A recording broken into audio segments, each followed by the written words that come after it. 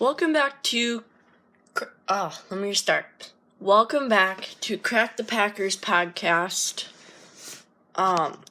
So today's Monday, so obviously I'm doing a podcast. Hopefully my plan is by this week to start getting on track. The last 2 weeks were hectic for me. Hopefully this week I will start getting back on track for podcast. I'm a little late on coming out with this Packers vs. Texans video about what went on in the preseason, thoughts, and review. It was a review, basically. But before we head into the video, I just want to say, whoever's watching this video, thank you for watching it. Just make sure you like the video, you subscribe, and you share the account or the video. Feel free to comment anything on the videos, video suggestions, questions, different things like that. So, I have good and bad things. When I say, I'll go through all the bad things just to get the negative out of the way first. First one is not fully tackling. There was a lot of missed tackles. And it's not one of them 10 missed tackles. It was a lot of missed tackles. Matt LaFleur said that there was like 20-something missed tackles and allowed Texans 160-something yards. That's too much. We can't be allowing that. I understand it's preseason, but any player should never allow that. And on the Packers, we want a strong defense because that's going to bring us further into the playoffs, further in the division, further in our schedule, further up to the Super Bowl. And that's what we want. And if you're missing all these tackles, that's not going to help a defense that's trying to rebuild and you're trying to go 10 wins or more. It's just not going to work. Quarterback accuracy. I'm mainly directing this towards Boyle and Wilkins. Oops. But at the same time, Wilkins, I can't say much because he only had two passes. One was overthrown, the other one was underthrown. So I can't really say much for him. Boyle was only in for not that much plays. He had a lot of missed throws. I guess I'm mainly directing it towards Kaiser because we've seen more of him on Thursday. Kaiser had a lot of throws that were out of target. Kaiser had a lot of underthrows, overthrows. Kaiser had a lot of throws that he shouldn't have had like that. If you know what I mean. Not bringing pressure. There's a lot of times which I was very upset, and I'm sure Penton was upset too, is the Packers weren't, how do I say this? Effort. I'm mainly directing this towards the defensive line because the defensive line had a lack of effort. And because there are times where you just see them kind of pushing a couple times, shoving, and they stop. And you can't do that with Joe Webb. Joe Webb will take every opportunity he can get because there's a couple times where they just stop and there's 5 offensive linemen there. It's blocking nobody. And Joe Webb pumps it. He doesn't actually throw. It's a fake throw. He has all that room and you allow a run. You can't be doing that in a game. I understand your backups, but to be honest, the only defensive lineman that I seen going at it on Thursday was Montrevious Adams. He was one of the most hardest working defensive linemen there on Thursday for the Packers. Not stopping the run game was a big thing. That falls another thing under the defensive line. The defense, it was always the linebackers tackling the run. The defensive line was never blocking it. You see Montrevious Adams doing all the work, and then the other two are just nothing. Kingsley Keke had a good game. I mean, I'll go over that in the next thing, but I don't know, it just wasn't anything special on the defensive line. So that also falls under defensive line.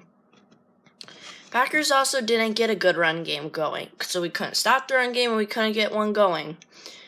Every single time Packers handed off the ball, he got stuffed. I mean, don't get me wrong, Packers did have nice runs. Dexter Williams had a good night,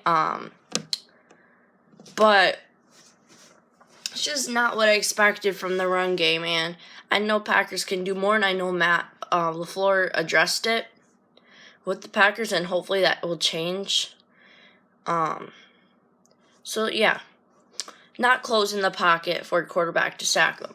So Packers, usually after a while when a play lasts for a long time, you can see the pocket collapsing, the offensive lineman closing in on the quarterback because they're getting pushed in. That case, not for the Packers. Joe Webb's sitting there. I don't see the pocket collapsing. I see a straight line. There's no pocket collapsing, and that really upsetted me, and I'm sure a bunch of other fans. You gotta collapse the pocket. I understand you're not starters, you're third string, second string, fourth string, practice squad. It don't matter. You gotta collapse the pocket. You gotta give full effort. And I see why Matt LaFleur gets upset sometimes. Javon Moore. You know, Javon, good job. If you're looking to get yourself cut, you're doing a great job, I think. That's all I have to say. Javon, you had a terrible night. Allowing too many big plays. I don't know how to explain this. Our defensive backs were on target. I guess I'm meaning this more towards the run game. There wasn't too many big pass plays that were big. I'm meaning it more towards the run game, so I guess that falls more up there. So I guess, yeah, that's it for the bad plays. And by all means, when I'm talking all this bad stuff about Packers, I'm not saying, like, oh, I hate Packers, Packers suck. No, it's just stuff I noticed. It's stuff that I noticed over the period of the game. I have a bigger list of great things that I see in. And it's a good list. Starting with this. Nice steep plays / getting downfield. Packers receivers did a great job getting downfield. Darius Shepard, Alan Lazard, Robert Tonyan. Them were the three players that I thought had a great game and got downfield. Didn't let anybody by them. I'm more meaning this towards Darius Shepard out of all of them, though. But they got a nice release game, too. And I think that's key. It's a big key in a game, is getting downfield and not letting anybody protect you, not letting anybody by you. You got to get a good release game. And I think it's also good that Davante Adams is on the Packers' depth because he can sit there and show the young receivers and Kumaro and all them people different things, and soon we're going to have 3 Davante Adams starters. Obviously, I don't mean that, but I'm talking about release-wise. Offensive line production. Damn, I was so impressed with our offensive line protection. Alton had a great night. Alex Light had a great night. Lucas Patrick had a great night. Justin McCray had a great night. Yash Nijman especially had a great night. Oh my gosh, was our offensive. We didn't allow one single sack. And them are second string. People who aren't even starters. I hope our starters can be like that in a game and not allow any sacks. I was really impressed with their offensive line. Moving on is quarterback, basically meaning this for Deshaun. Moving around in the pocket. Deshaun, this is another thing that falls under offensive line. They did a great job on providing room for the quarterback. They spread them out.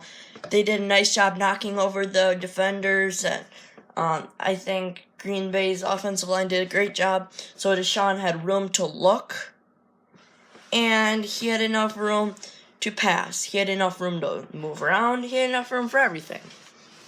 So that's it. That's another thing. This also falls under the offensive line and pocket thing. Nice quarterback run. That's because offensive line.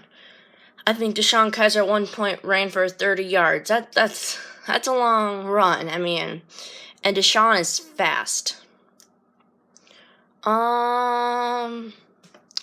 Good forced turnovers. I guess, yes, that was a big one. Packers interceptions, fumbles, forced fumbles, everything. Strip the ball out of their hands. That's crazy. Just absolutely crazy. Great job by Penton. I mean, don't be mean in the comments about this, but I think we got it from the Bears.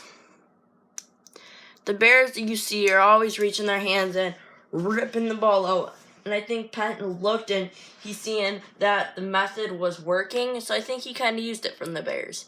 But, who cares? As long as it works for the Packers, we'll be fine. Nice long punts. J.K. Scott had an amazing night. There's one where the special teams had turnover. He punted it, and it looked like it was going to be further. Then the Texans returner got hit with the ball. Equinemius St. Brown ran in, grabbed it for a touchdown. Great play. Good play calling by Matt LaFleur. I think Matt had a great feel for what to call Thursday night. And I think if he can get used to this, it's going to be good. And I think quarterback Aaron Rodgers and Matt LaFleur could help each other through this. Because Aaron Rodgers is good for play calling, so I think he can teach LaFleur what to do. Communication was on target. And I know that's one thing that Matt LaFleur definitely stresses with the Packers. Communication. Communication is a key thing. It basically falls under silent calls because LaFleur wants to get everybody off their feet and work on silent calls because he said we want to make it a true home field advantage. Great job, LaFleur. I totally agree with you. Enjoyment and fun. Packers had so much fun. It wasn't like a McCarthy era where everybody looks like they're going to kill each other. Nobody was smiling. Nobody was having fun. Music wasn't even loud. Matt LaFleur comes in. Music cranked. Everybody's laughing. Everybody's smiling. Everybody's hyped. Fans are off their feet. It's crazy energy. The coverage was amazing.